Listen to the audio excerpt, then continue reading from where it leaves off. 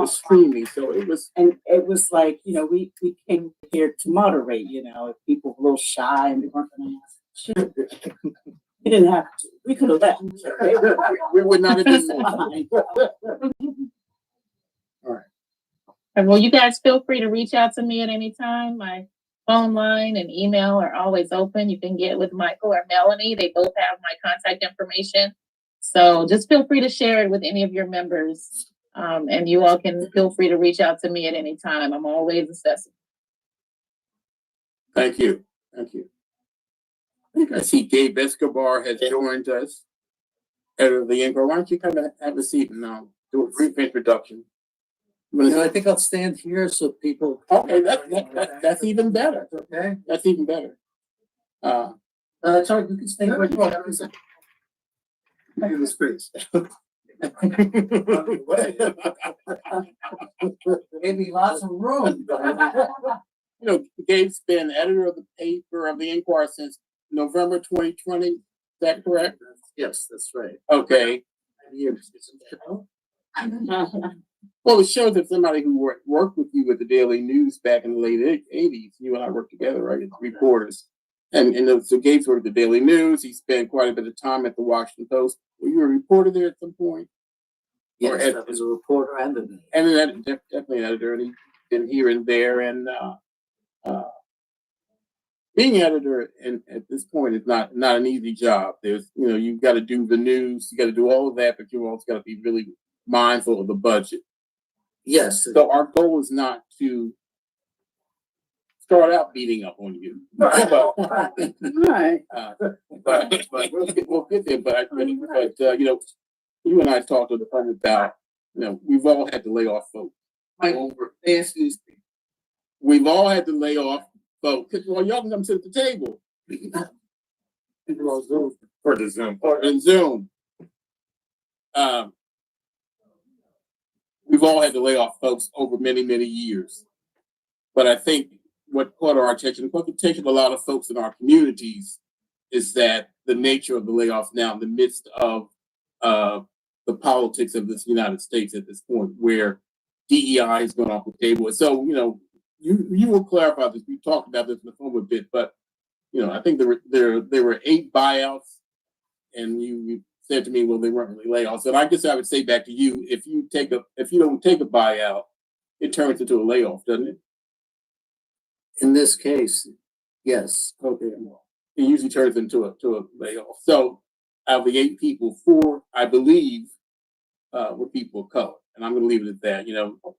Gabe can represent himself, and he's very good at that. But why don't you just jump in? Why don't you take some time to talk a little bit, and then I'm sure there'll be a lot of questions. And I look forward to the questions. And hello, everyone. It's very nice to see all of you. Nice to meet all of you. I know many familiar faces here, actually. Let me begin with a number. Those of you who have been at the Inquirer, or familiar with the Inquirer for many years, if you were reading the Inquirer in the 1990s, there were 700 journalists in the newsroom. We are 70% fewer today. Pardon? 70% fewer. We're at 200.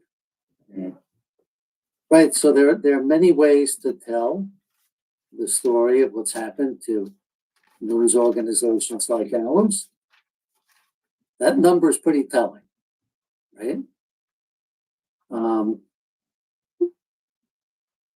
The reductions in staffing in news organizations like the Inquirer have been going on for 20 years, right?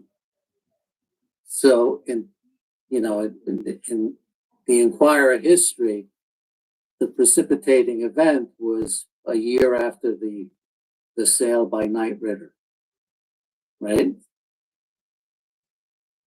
A year before I first came to the Inquirer, and I got here in 2007, the Inquirer laid off 60, 70 people. And back then, there was a seniority clause in the contract, which meant that the last hire or the first hire, that wiped out most of the diversity in the newsroom at the Inquirer. Right? So, there's a long and sad history that is directly tied to the economics of the news industry. It's not all bleak, actually.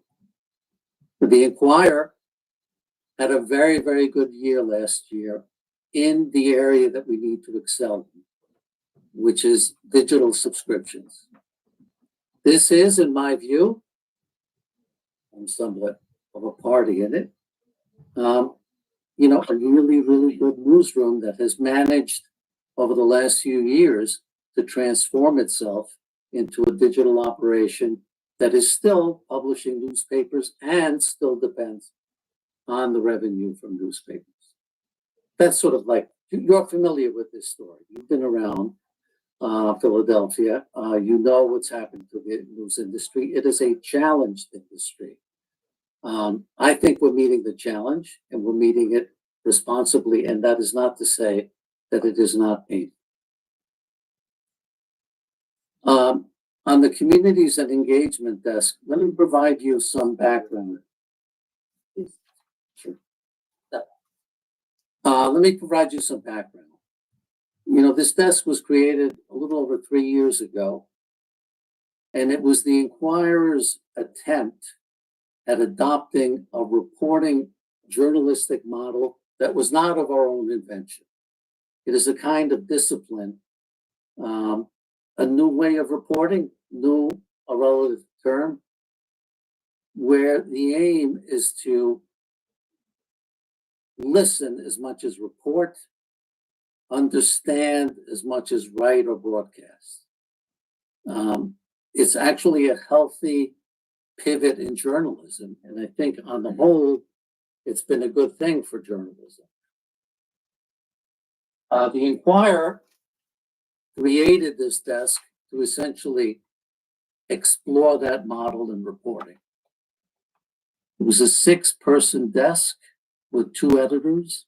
One of the editors was an engagement editor, a new function in the newsroom, right? The mission of an engagement editor is essentially to venture out, get to know communities, establish a conversation, not necessarily always with the intent of producing stories. It's the engagement part that is of value. Part of the communities and engagement desk was the creation of the Soapbox Salon.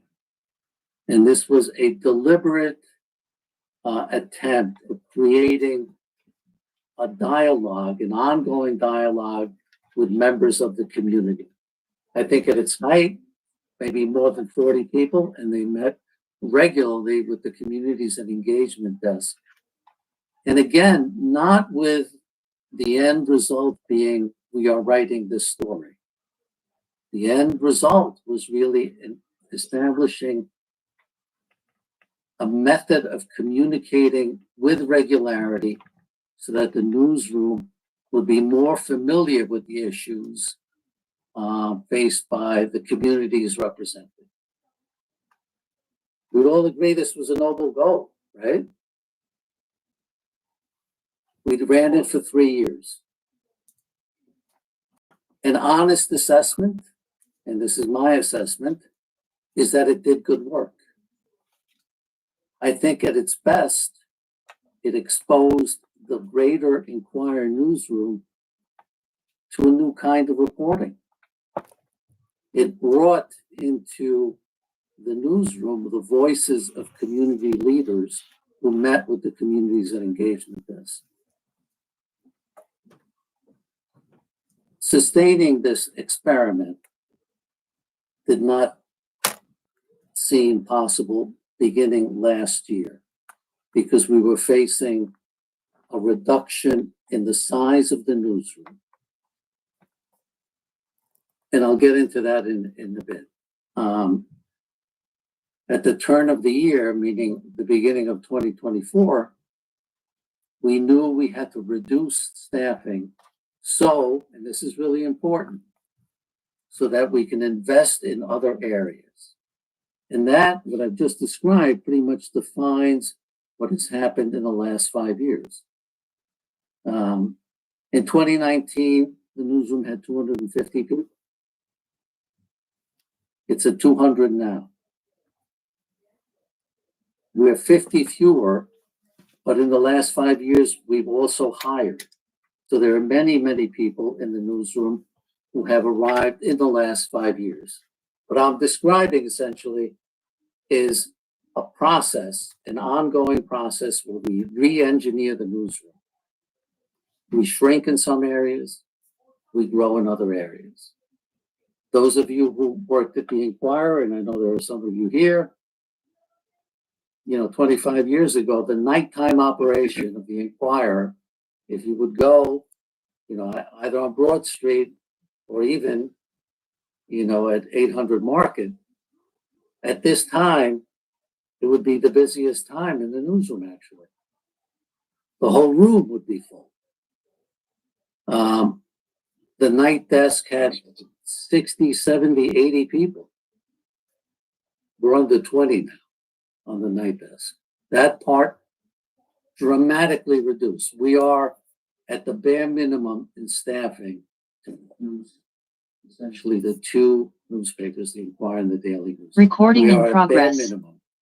A lot of other things have changed that make us more efficient. We have a new system for laying out the newspaper that allows, one person to do the work of 3 or 4. It is that seamless. It is that quick. Technology has helped us. But regardless, that part has really shrunk. There are parts of the newsroom that didn't exist before that are now fully staffed. We have an audience and programming team. We have a video team. We have one of the largest desks in the newsroom is the breaking news desk, which operates all day. So again, we shrink, we invest in some areas. That's what happened beginning in 2024. We knew we had to reduce staffing. We knew that the experiment in the communities and engagement desk was not going to survive the cuts. This was all communicated through formal channels to the News Guild. They knew beginning in March of 2024 that the communities and engagement desk would be sunsetting as early as last spring. We delayed for various reasons. We were going to do it in September. We decided September was too close to the election. We were going to do it at the beginning of the year. We had the Super Bowl. We had the fire. We had the plane crash. So we decided in March. That timeline that I've just outlined to you, should dispel any linking of the end of the communities and engagement desk with what has happened since the new administration took over in January. It had nothing to do with that. But should you have thought about that, given what happened in Washington, Trump and his cronies? Would that have been a reason to rethink getting to that desk? No, because of the importance of the investment that we knew we had to make. We had to reduce, and that was the target for the reduction. Yes. What were you going to invest in? I mean, you said that you had to reduce staff to make in other areas. What is the area that? Yes, and this is an important thing to discuss. We have to succeed as a business. The journalism will not survive if we do not succeed as a business. It's plain and simple. The size of the newsroom is directly related to the revenue that the company generates, right? So this is a business It has to thrive as a business. It has to succeed as a business. There are areas of investments that we defined in the last year and a half that require resources. We've invested heavily in food and the food vertical. If you read the Inquirer online, you can see how that digital strategy is a reinvention of that kind of coverage. We have invested in sports. We're investing in a weekend strategy where we're staffing up Saturday and Sunday. We realize that for our digital audience, the Inquirer online is really a Monday through Friday publication because staffing on Saturdays and Sundays is minimal, right? Again, those of you familiar with the Inquirer, in its heyday in print, Saturday and Sunday was always minimal staffing. I joke that the worst thing that could happen on a Friday night when the Sunday editor, who was all powerful at the Inquirer, right? The Sunday editor was in charge of producing the most important paper of the week, and the Inquirer in the 90s and maybe even to the early 2000s was one of the largest Sunday newspapers, physically speaking, in the entire country. There was an entire production to produce the Sunday newspaper, and the editor in charge went to bed Friday night knowing that the paper was decided. The last thing you wanted was somebody to mess with the paper. And Saturday and Sunday staffing was minimal staffing by design. In the digital age, that doesn't make any sense. We need to provide our readers live coverage, comprehensive coverage, different coverage on Saturday and Sunday. We need to be a 7-day-a-week digital publication, and we're investing in that. We're conducting other experiments, again, all to drive our audience so our business succeeds. We're investing in an experiment to see if we can establish a core readership in suburban communities to see if we can generate subscribers by offering them a free newsletter as an experiment on Thursdays, and we do it as an experiment in Cherry Hill and in Lower Merion. That began, a couple of months ago, and it's shown real promise. And we can grow that and, essentially replicate for the modern age what the Inquirer did so well and so comprehensively in the 80s and 90s with its suburban operation. On the suburban front, and a disclaimer to the room, I'm wearing several hats. I'm an NABJ Bully member, but I'm also president of the New Jersey Society of Professional Journalists. And to that end, and I'm going to deliver a letter to you that myself and Denise Clay Murray is the Keystone Pro Chapter president. She is also, Keystone covers Eastern Pennsylvania and Northeast Pennsylvania. So we are, not to read the entire letter, because I won't, and Mr. President, a copy for you. Thank you, sir. But we have the same concerns as NABJ Philly. Oh, can't forget Vice President, not only Bernie, she's Vice President of NABJ Philly and NJSPJ. We share the concerns with NABJ Philly, and particularly for my part, because I'm also a New Jersey resident, we're one of the most diverse states in the union. And we view the communities and engagements desk not so much as an experiment, but as a requirement that has been ignored for decades since the Kerner Commission. Thank you. So, and I understand, and I don't think anybody in the room is arguing that you have to be a successful business. Like, we're an industry protected by the Constitution, but the Constitution did not necessarily dictate how to make that money. But I believe every media outlet, especially one like the Inquirer, like WHYY where I work, we have an obligation to represent the entire community. And with Philadelphia being a majority Black city and New Jersey being a majority people of color state, it was disappointing, and especially in the last few years to see the Inquirer kind of step back from what it proclaimed that it wanted to be. So, yeah. My issue, and as someone who represents journalists here in Philadelphia as well as Pennsylvania, is that when you talk about all of this expansion you're doing, I don't really see it including people who look like me. And I will tell you about my experience applying for a job at the Philadelphia Inquirer. The last time I applied for a job, I had been a contributor to the editorial desk, to the opinion section. I applied for one of your editorial writer openings. I didn't even get the dignity of talking to the editor who was actually hiring for the job when I did the interview.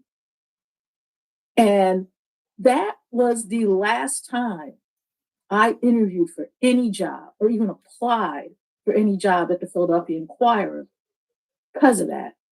This is a long-standing problem. Newspaper diversity within the newspaper has been a long-standing problem. And one of the concerns that we had, and it's expressed in the letter, is the fact that you already have these communities, that the community and engagement desk was addressing their issues.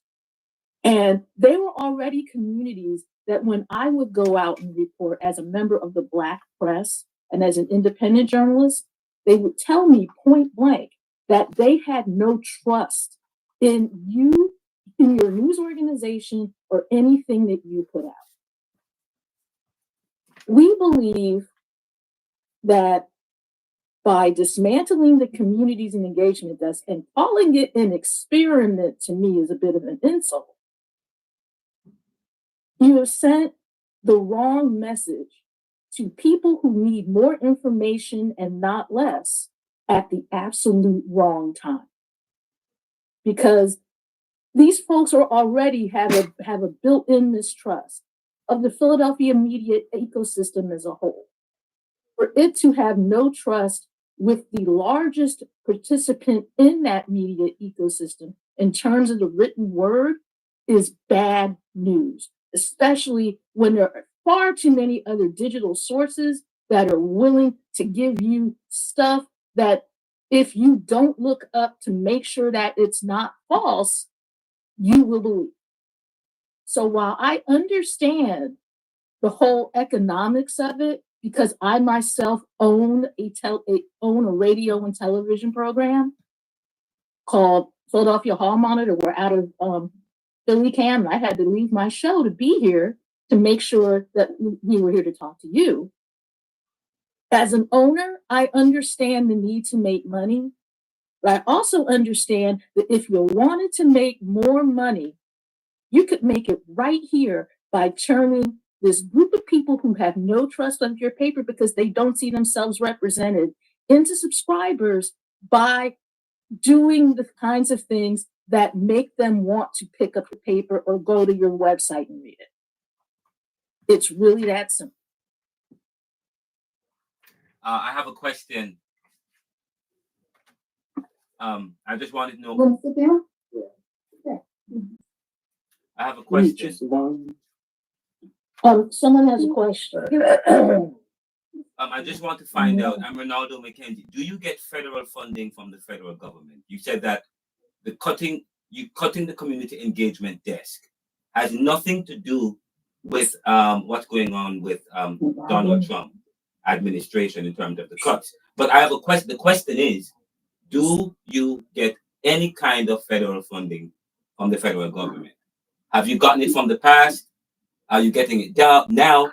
And are you planning, or have your team, the Philadelphia Inquirer, have you guys asked for federal funding from the government recently? That's the question. And then I have a follow-up question. What will your business do to continue to facilitate voices and stories in this community? This community is unique. This community is unlike any other community. This is This community started the underground railroad. There is no project with what you're doing, what you have said is unfortunate. You must choose your words wisely. Now, the question is, does the Philadelphia Inquirer, have you ever gotten federal funding? Are you getting it now?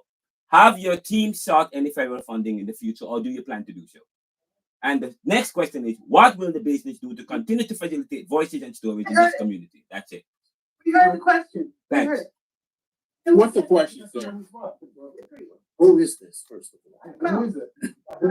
My name is I am Ronaldo McKenzie, the author of Neoliberalism, Globalization, Income Inequality, Poverty and Resistance, the creator and host of the Neoliberal Round, doctoral student at Georgetown, doctoral student at Temple University, graduate of University of Pennsylvania, and I'm a professor of Caribbean thought and Caribbean history, and do a lot of stuff here in Philadelphia, and I live in Germantown.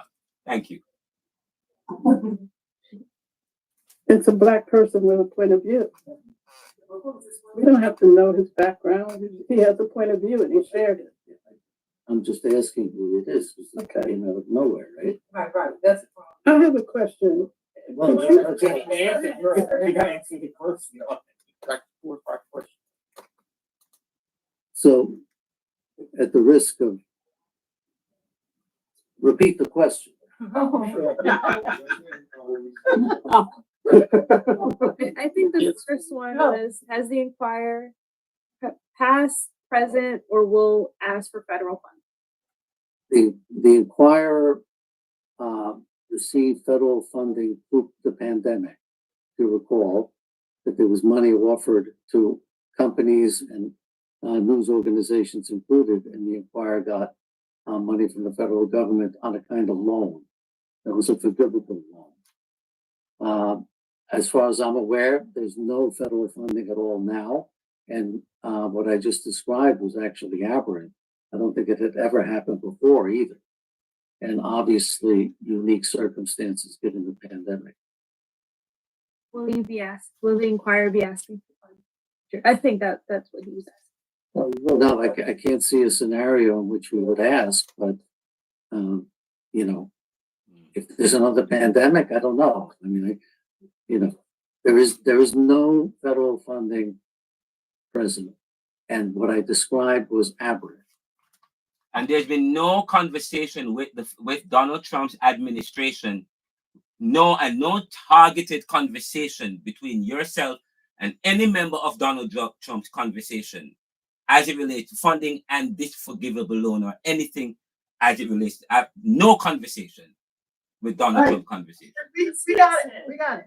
There have been, yes, no conversations at all. If Okay. that is the question. I would. Are we talking to the Trump administration?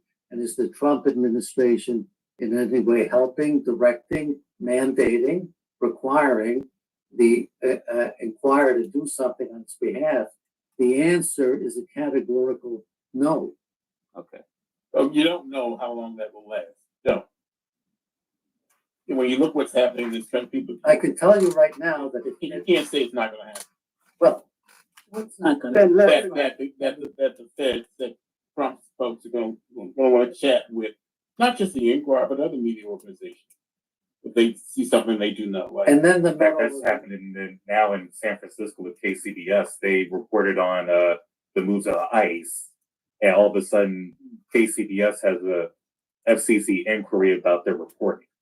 yes, yeah, we are living in unusual times, right? And we don't know and can't predict what will happen over the next few years. All we can do is do our job in the best way possible. And we're not easily intimidated either.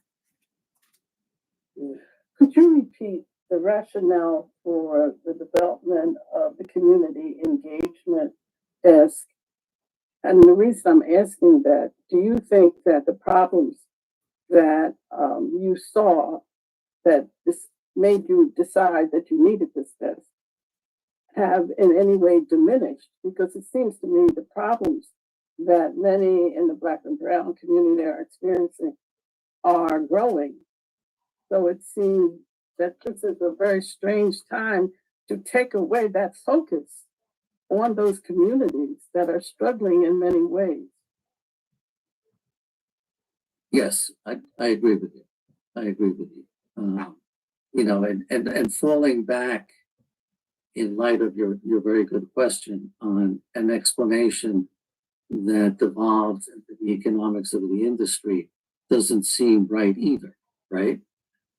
It would be great. It would be ideal if you know, we had the manpower and the resources to comprehensively cover every single community in our region. We can't do that, obviously. Can we do a better job than we have been? Yes. Are we not doing it at all? No.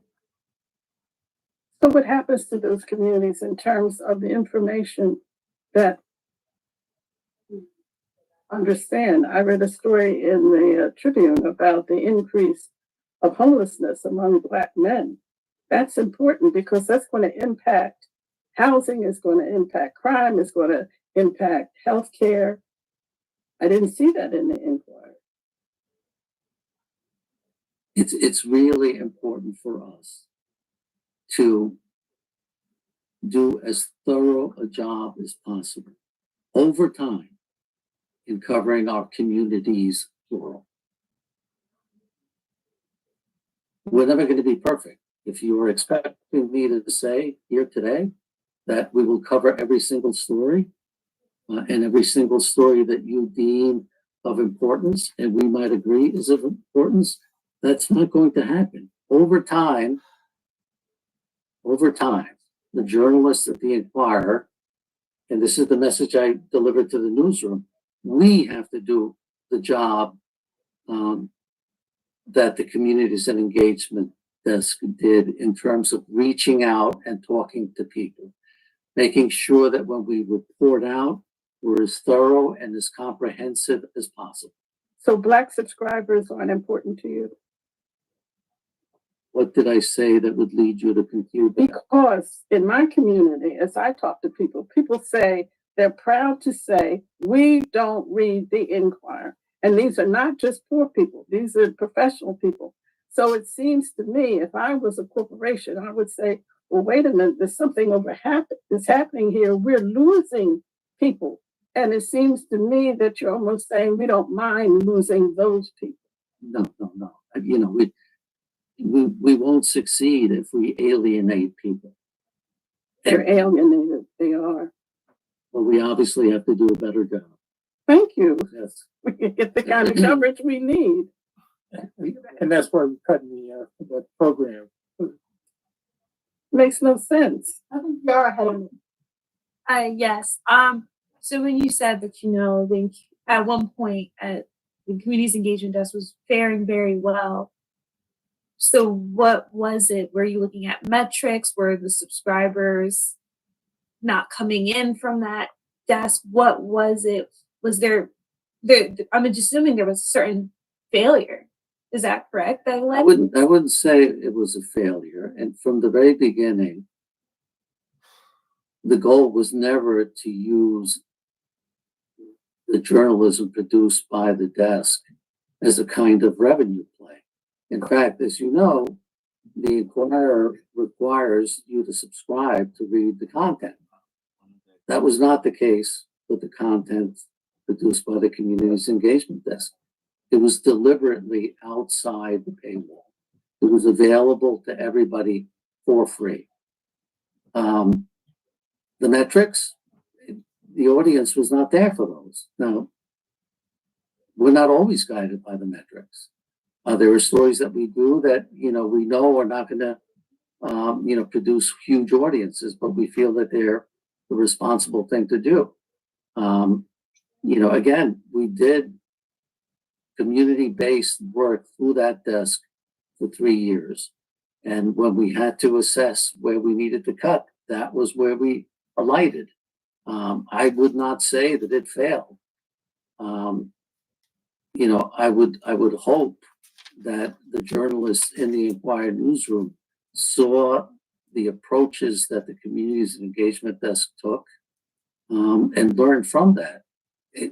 I should note, I'm sorry, but I should note that the Soapbox Salon, is still living and thriving. It is now part of the community engagement editor in the opinion section, who has done a very, very good job bringing in voices from throughout the community who write and speak in their own voice because they're published in op-eds. I'm sorry I interrupted you. I guess if we can all agree it did such a good job, couldn't there have been just more creative ways to reduce the Inquirer? Like a staff member here, a staff member there, not one entire desk. Maybe reporter there, an administrative person there. The desk was 6 people. 2 people had left. Those positions were not filled. In many ways, that was an early sign of where this was going, right? 2 people left, they went to other jobs, and those positions were not filled. 2 other people from the desk are still on the staff just doing other things. So it was down to 3 people. So one of the longest serving people was also let go. You talked earlier about, usually it's the people that just come in. And I think she was here, 40 years, 45 years. Yes, she was on. She had a strong listenership, readership, because she was doing the kind of in-depth stories about legacy and history that are often overlooked in Philadelphia, whether it's in the school system, whether it's in the press.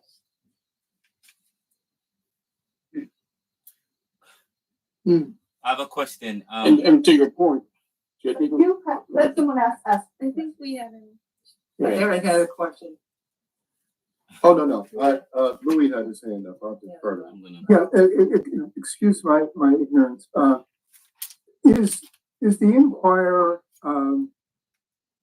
what is the relationship of the Inquirer with the Lenfest Foundation? Is the Inquirer a profit-driven corporation? Is it a mission-driven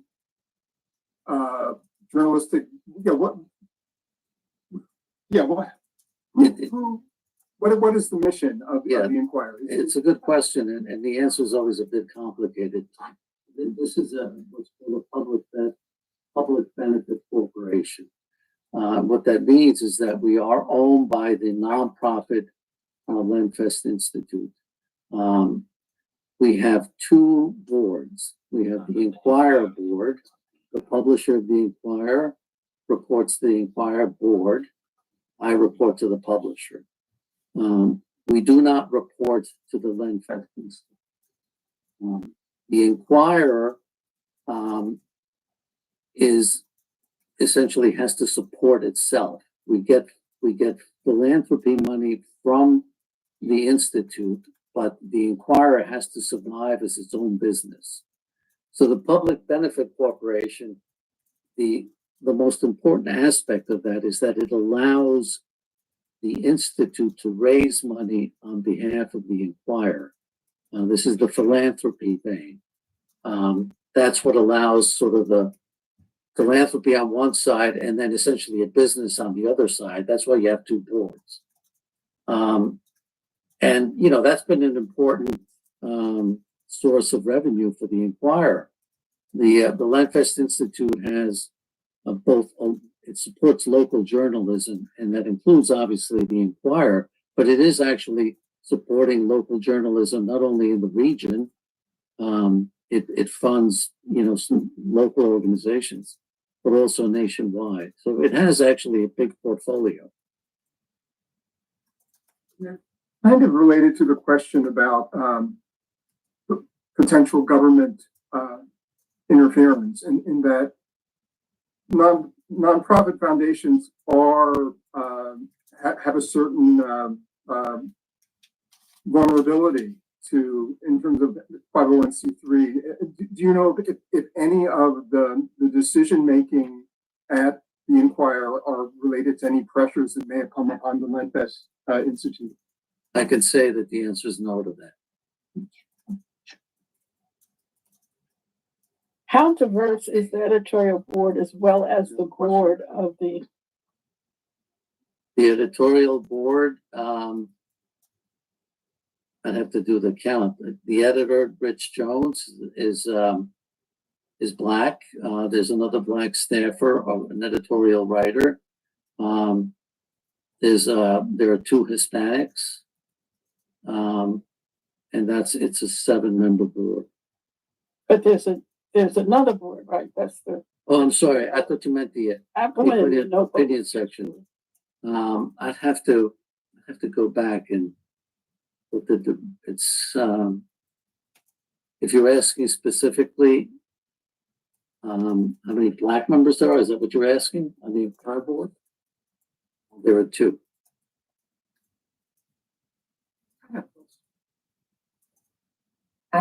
In fact, I have 2 questions.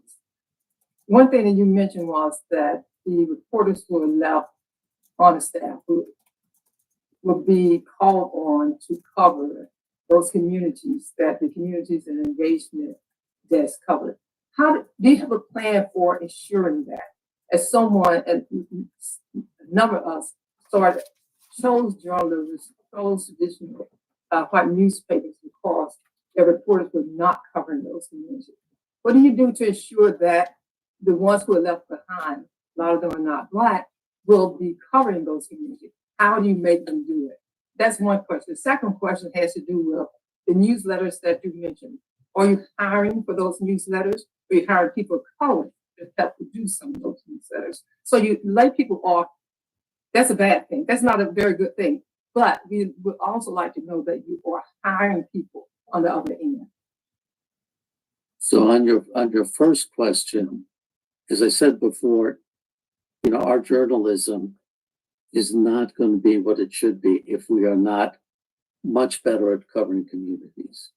The communities and engagement desk method, its journalism approach was different, and the result was different.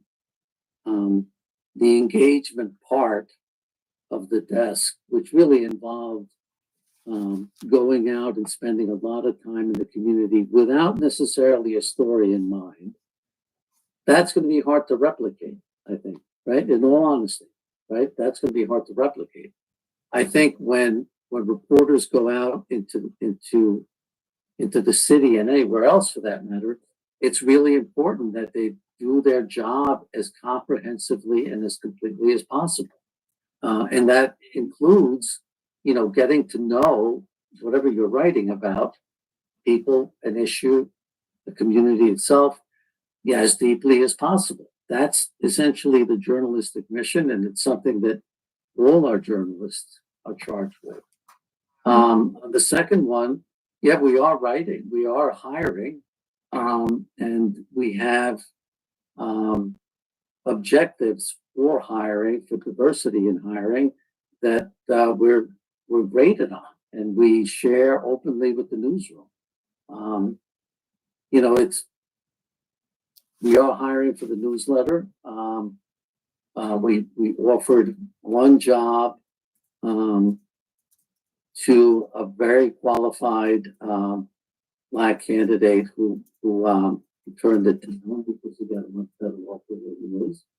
And we're still looking for people. I think we have 4 jobs open at the moment. You're looking for organization else to offer. Find those people? Right. Yes. And STJ and any place else. And the people that were let go couldn't be integrated into this new selection process. So the jobs that we are posting now, they're free to apply. There are skills that we know that we need that are part of the job description, and we will hire based on the skills that we need. Is the assumption that covering the city of Philadelphia is say different than covering Cherry Hill? Because as this gentleman said, we act as though the suburbs are all white and the cities are all black. That's just not true. I think most of your journalists actually live in these suburbs. I don't know. Most of our journalists actually do most of their work in Philadelphia, as you They know. work in Philadelphia, they may not live in. Yeah, I don't know what the breakdown is. So what's the diversity breakdown of the newsroom right now? Because the last number that I saw, it was about 75% white. About, Cheryl's here, right? It's about 24% people of color, 14% Black. And I'm talking about the newsroom, right? 1 second. So for the newsroom, it's about 63% white currently. And Black representation is about 12%. What about Latino? The rest of Latino, about 7%. Mhm. Asian, about 7%. And then we have about 10% of staff that decline to answer. Right, so 10% don't identify. So here's the interesting part. I actually Googled the quick census facts for the city of Philadelphia alone. It's in track with Asian alone 7%, Black alone 40%, white alone 36%. So in a couple of areas, and Latinos 15%. So in a couple of areas, we're almost tracking with the city. I'm glad that the newsroom's not as white as it was 3 or 4 years ago, but at the same time, I'd be concerned considering the number of people in Philadelphia alone that are Black, how that number is still below. And don't get me wrong, I'm in public media. Let me smack my industry for a minute. There's not that many Black people in public media, let alone news radio as a whole. I said that in reverse. WHYY is an anomaly for the number of people of color on its staff, but it's an anomaly. I came from a city where for a year, I was the only Black person in the newsroom on staff in Baltimore. Blackity Black Baltimore. Yeah, Blackity Black Baltimore. I was the only one for like a year. So, in news radio in general, not that many people of color, let alone public media. And KYW, there's a couple of us on the staff. So it's an industry-wide problem, but damn it, someone got to start somewhere. I agree. So what's the holdup? Hiring, right? So, and this will be my last question. I don't want to monopolize. What does your outreach look like? You mentioned you expressed an interest to reach out to us, but where are you going to Lincoln? Are you going to all the different? We have actually, Cheryl, you can be good at this because Yeah. we have a sophisticated pipeline program, right? Yeah, so I'm Sherelle, so Director of DEI at the Inquirer. So my biggest priority is like our pipeline development. So that work has been like critical to like building up some of these. So of course we report on our DEI goals every quarter, try to improve on like the gender standpoint, race and ethnicity within that. But as Gabe mentioned, right, one of our key, if we don't hire more people of color, we don't retain more people of color, we're not going to have, an increase within the Inquirer. So a lot of that strategy has been connecting with HBCUs. We went in for class visits. We just attended Howard. We have partnerships with LinkedIn, Morgan State University. So developing that. But what we recognize is that, okay, we're having connections with like some of these universities, and that's great when we're looking for alumni or entry level positions and some of those things like that. But we do have, we're constantly looking for editors, right? Or, looking at other parts of our business that we need more senior leadership. So that was the issue that I kind of found. I just started in July, my first couple of months here, like, okay, we can do really good at, looking at our internship programs and some of these, but how do we really make some of that outreach? So a lot of that has been reaching out to our Panhellenic Council, a lot of those chapters within the city. So our Divine Nine organizations and also alumni connections. The issue is that many people a few years after graduating aren't staying connected to their university for employment opportunities at that. So we're thinking about partners within the city that we can build on because it's great to start at HBCUs, but we have to go a step further. And then we got to like reach alumni too. I have a question, Stu. How long prior to you starting did the Inquirer have a DEI team or desk or initiative? Yeah, Gabe probably can speak to this a little bit better than me, and I know Mike Days as well can speak to that. But it exists before I started, and I know our strategy with some of the schools and pipeline development began. But You're looking at the first one. he's the first vice president. And to be honest, I'm lobbying for a staff for quite some time. It's not provided. I was promised a staff. Promised this job, but it was not provided. That was actually my second question. And how is this team and your work supported by the Inquirer? So, prior to me joining the Inquirer, I understand that this role did function differently. Now it is a part of our people and culture department. So within that, a lot of that work is kind of like a lot of folks might see me doing like the talent space and DEI space as well, kind of like looking into that. So supporting from like that people and culture department, but there's no specific other like DEI role within that. We do have, of course, the DEI committee. We do have our Inquirer, strategy that we're still working at with like that team, but there's no additional DEI roles. It's been people and culture almost from the beginning. Okay. It's been, And that's one of the reasons why I asked the question.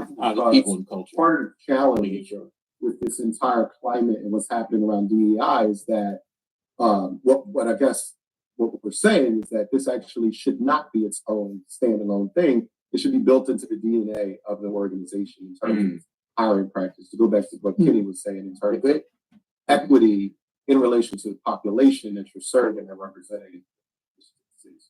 I'd be interested to see what the historical numbers are for not just the Inquirer, but every organization.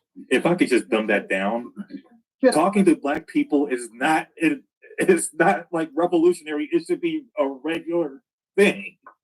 Question. Thank you. With regard to hiring practices, do you have a panel that hires? Is it a single individual person that hires? And what is the process? How, like, because you just said you've let go of 4 people who were minority people. How are you, what's the goal going forward? What's the expectation? Who are you looking to hire? What is the practice? Is it going to be a panel of diverse people who are actually participating in the interview going forward? I mean, has that been happening that way? Do you do panel interviews? Interview panels be diverse. That is a requirement. And you also mentioned that the job is different now. The job descriptions that are put out, because you said the people can actually apply for those jobs if they want. So you let them go and they can apply as external candidates. So do they lose their internal longevity in the application process? Like, how does that work if you apply as an external? No, it's based on the skills for whatever the particular job is. I think under the News Guild, if I'm not mistaken, if you come back to the Inquirer, whatever years you put in are counted. They count. Does it count in the interview process? Are you given that? Yes. Are you given that? As an internal employee, I'm looked at first as opposed to external employees. Is it given that, or is it? There's no. Okay. Just ask. 3 questions. Because I feel Start with one. I feel like we're running out of time, but first is, will you also be addressing NAH Day in the similar manner as you're addressing NABJ? Okay. When will that be happening? You go to the convention in August. yes, this is a convention. July, I believe. Yeah. Okay. Second, it just feels that from when the Tribune got it, when I covered it last week, it seemed that you were only concerned about subscribers that were more affluent in Lower Marion and Cherry Hill, and that, less affluent subscribers who you were covering with the community's engagement desk don't have the income to be paying for the subscription. How true is that? And what's next? What will the Inquirer be doing to not make it feel like this is a DEI rollback under Trump's administration? Well, I hope I clarified that this is not a DEI rollback. In fact, the DE&I policies that we have been using are still in play.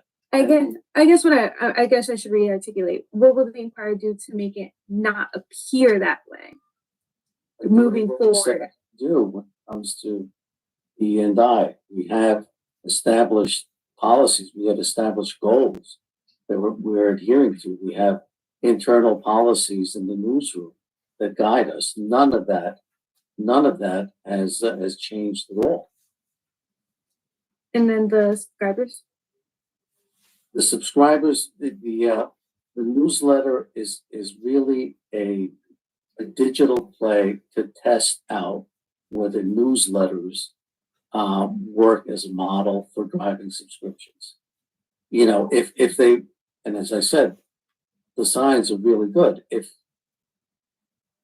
it could be that, in 5, 10, months, we'll have more newsletters, and we will have newsletters that would target not only suburban communities like Cherry Hill and Lower Merion, but we may do them for West Philadelphia. We may do them for South Philadelphia. We may do them for Wilmington, Delaware. We may do them for Reading, because the investment, the model there, if you haven't looked at the newsletter, is it's essentially one reporter / editor using a lot of the Inquirer content that is already relevant to different communities, including it in the newsletter, packaging them. We will be experimenting with artificial intelligence generated data that will be able to tell you, okay, if you're in West Philadelphia, these are the permits that were issued. AI will allow us to do that.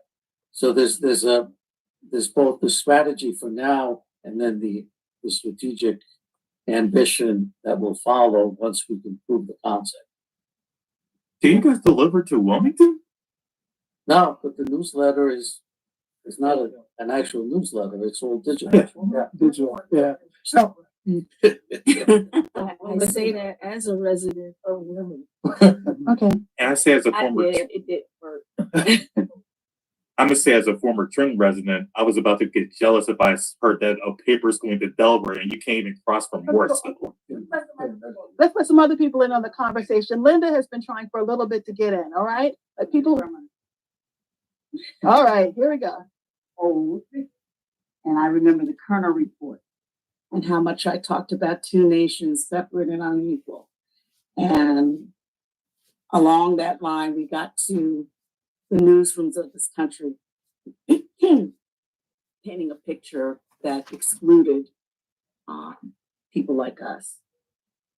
And then things got better. I got a job, though people in my grad school class when I graduated complained that the Black people were getting all the jobs.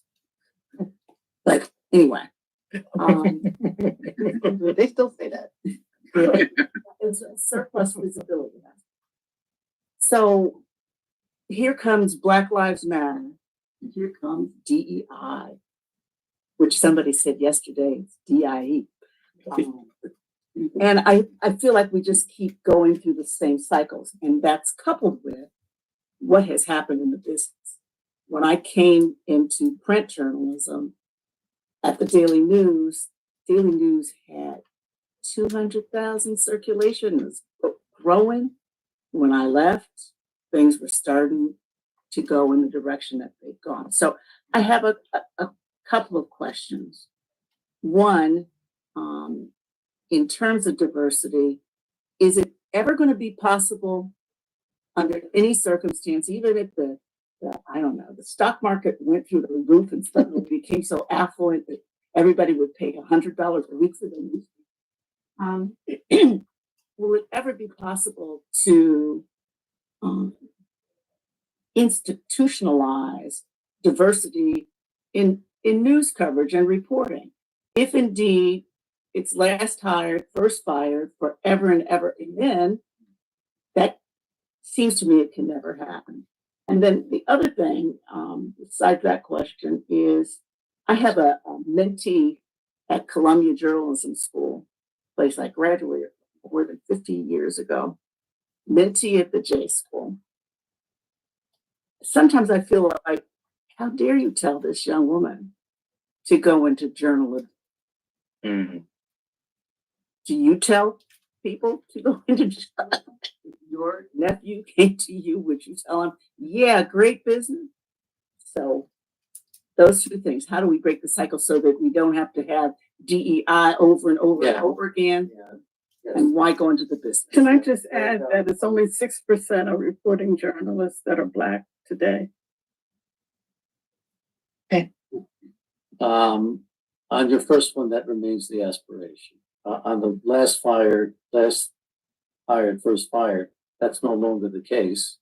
There is no seniority clause in the guild contract.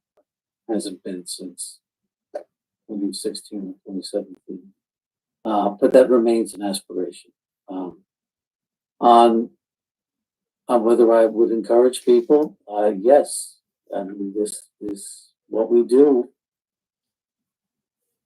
has always been important. It is more important now than it has ever been. The industry is challenged in many ways, but the mission of the journalists, to chronicle the issues of the day as completely as possible, to hold elected officials accountable. That is inherently an important mission, and I would argue a noble one. And I am always encouraging people to become journalists for that reason. I think they have so many more skills now, don't they? Gave me, Yes, right. and the good part is, You're a good I've reporter. been a news manager for 25 years. The journalists that come out of journalism school now are better prepared than I have ever seen. Is that because they know how to I think work the across journalism schools, Temple being a very good example, do an excellent job training journalists and providing them with real life experiences and all the skills that they need. I went to a lane master's in journalism program where I didn't learn anything. The journalism programs that, either the undergraduate level or the master's level are really highly evolved, practical, and comprehensive. And, we see the benefits of that in the young journalists that are coming out. But the path to getting a master's in journalism is actually cut off for the majority of children in this school system because we have a failing school system. And my issue with the Inquirer over a number of years, that for the most part, your reporting doesn't reflect the problems in the school system, that over 70% of the children are actually failing. You talk about the 30%, and maybe you went up to 32% and consider that something of some kind of breakthrough. When are you going to start to report the real problem in the school system so your mission will help to force the school district to do better by our children? Because our children are not going to be the next reporters based upon these marks. And it used to be that you actually put the testing scores in the paper. At some point, it was taken out. Most parents don't even know that A that a child got in North Philadelphia is not comparable to what he got in the school that the school district divided in half. One half is for the Black children from Franklin, and the other half is for science. I thought the city was going to blow up over that. It was basically nobody even got upset because they don't even understand what's happening. And I would think one of the missions of the Inquirer would be to tell that story because that's critical to everything else we talk about in terms of homelessness, crime, healthcare. If you're not educating your base, you're not going to have anything more than a city that's failing on a lot of levels. I really strongly disagree with what you just said. I'm a parent. Well, I yeah, thought, well, I have thought, Allow me. yes. Allow me. The reporter who we have covering the school system in Philadelphia is exceptionally talented and does a terrific job holding the school system accountable. I think you may find a difference of opinion, and that's why We will it's disagree. important to talk. We will to- disagree on that, and that will be the end of the discussion. Let me just say this too before you leave. You know, in fact, Linda and I just did a panel Saturday, and the one point I'm making that people really want to get together and talk. They're angry, they're scared, and all of that. And I think this is an opportunity for the Inquirer to think about doing some outreach with folks. And if we can be helpful with that, we're willing to do so. But I think one of the challenges the Inquirer has, you just can't be turning out the news and the features and think people are going to pick it up as a business. And I don't know about the suburbs. I lived in the suburbs for a very short time. And I moved back into a city. But the city people are talking amongst themselves and they're listening to radio. And I think this is an opportunity for the Inquirer to be part of the conversation that's going on in a lot of these communities. And right now, I'm not seeing it. Not seeing it. Maybe they don't care. Maybe you don't care. I agree with Mike. I really do. And thank you, Gabe, Thank for you. coming. Like to invite you, come on, throw it off your hall monitor, whatever you like. Just let me know. Okay. Solomon Jones speaking to it. Thank you. Thank you so much. That's all my days. Thank you, everyone. Thank you. Thank you. It's so warm covering so It's so warm. Okay. Do we have any other business? I was going to ask, I think Dick Prince is with us from journalism. How are you doing, sir? You want to talk a little bit? What do you think? Hear you. Can't hear you, Rich. Richard. Well, I'm trying to report on this, and I think it's this is interesting, and I'm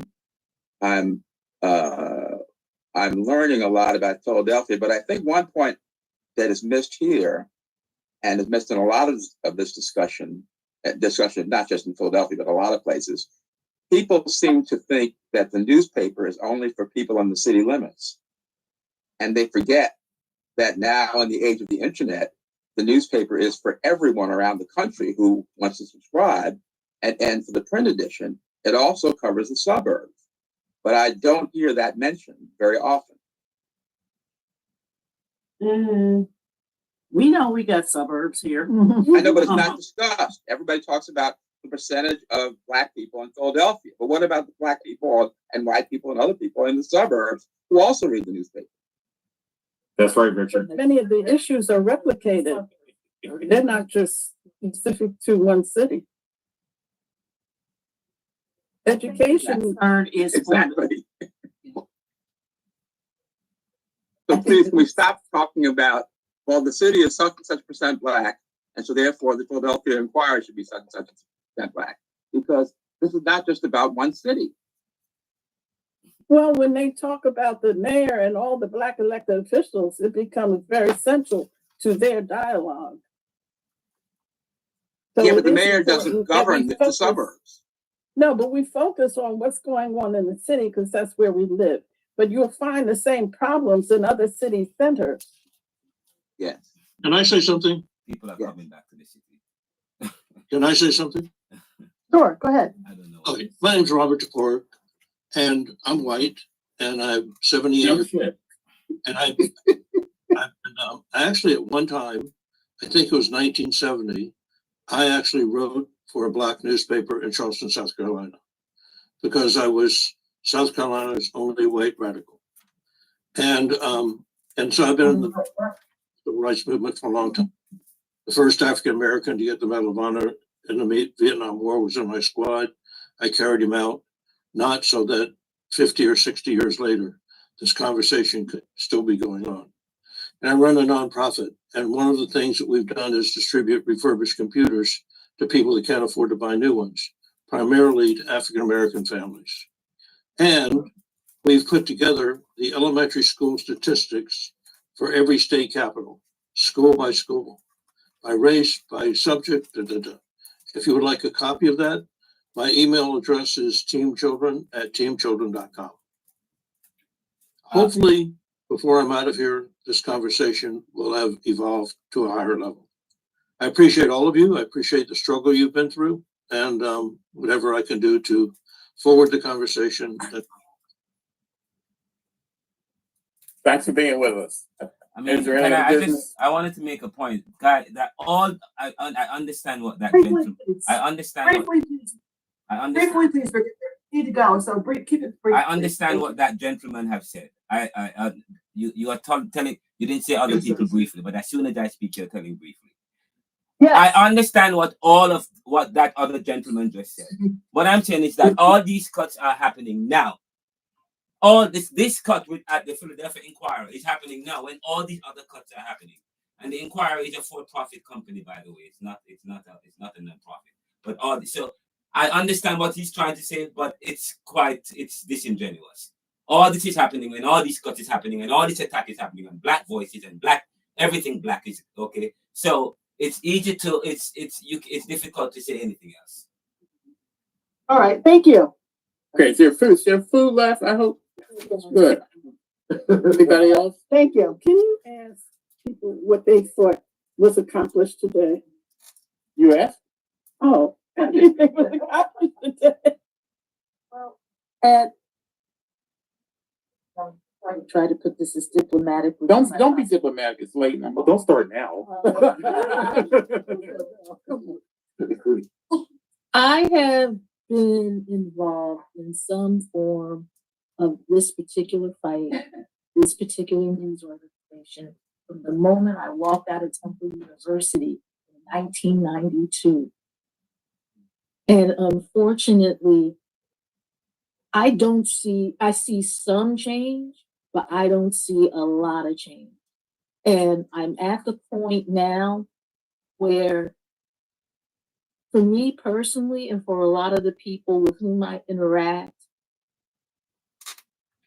we have largely given up on the changes that folks would like to see ever happening.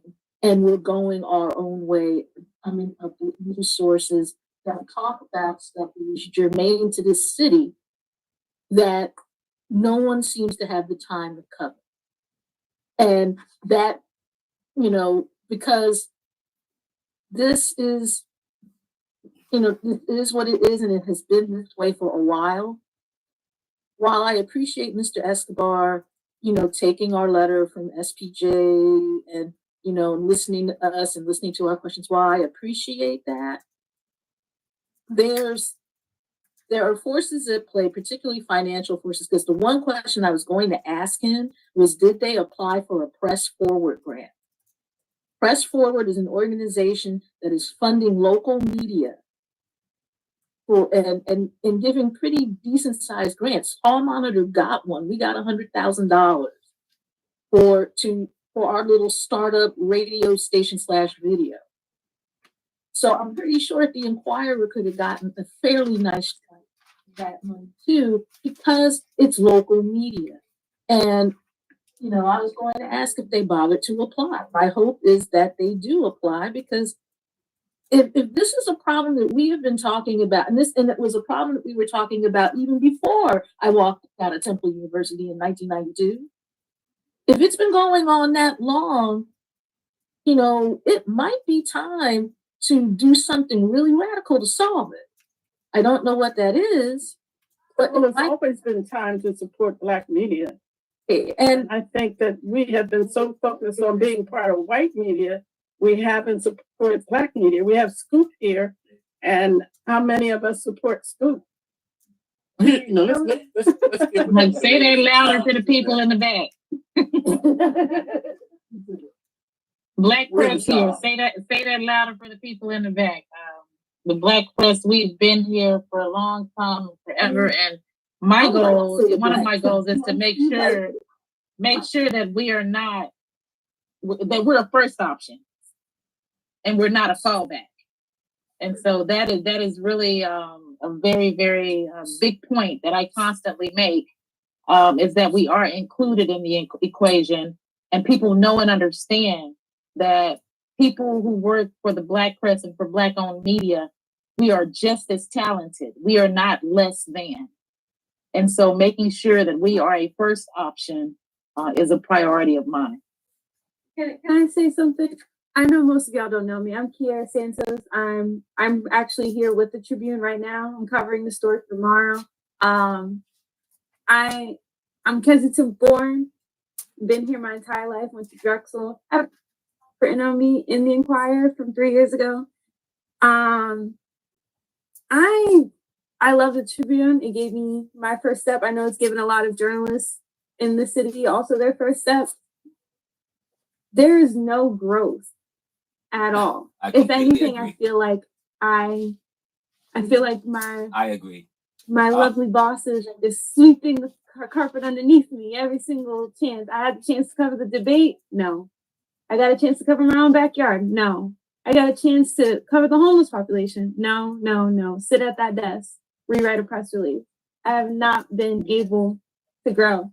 So I look here at the Inquirer, which has resources, and then I see that they are cutting off the community's engagement desk. To me, I just turned 25 last week. That to me just tells me I need to go work at the visitor center, or I need to start making TikToks. Don't do it. I love journalism. I really did. Have you ever applied for a job at the Inquirer? We're waiting on a response right now. You should have told them. You should have told them. I didn't want to make it about me. I didn't want to make it about Make it about you. This is your moment. He's working right now. You do both. He's working. I need a job. You should follow up with an email to Gabe. I don't want to make it about it. Look, this is your moment. You can make it about you. Later. Yeah. And email Gabe. All right, we're gonna stop. We're gonna stop here. We are live.